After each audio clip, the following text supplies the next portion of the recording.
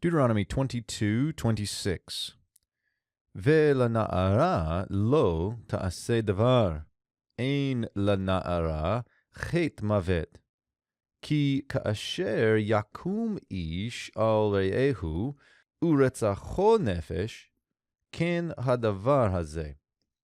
So we get now what happens to the young woman, or rather what will not happen to the young woman in this second scenario out in the field.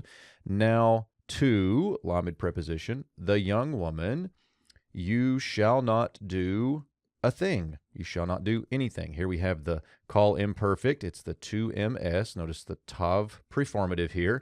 The verbal root, you can see all of the root letters here. Asa. Notice here that the third hey verbs, in this case, when there is no sufformative, get just the segol hey in the imperfect. So call imperfect 2ms. You shall not do a thing. You shall not do anything. And then we get this ain, particle of non-existence. There is not to the young girl, or the young girl does not have, didn't do. And then these two words, chet mavet, go together, and we get a sin of death. And this would be something like altogether a sin or an action punishable by death, an infraction punishable by death. For just as a man would rise up, here we have a call imperfect. It's a third masculine singular, again, this time of the verbal root cum. For just as a man rises up against his friend,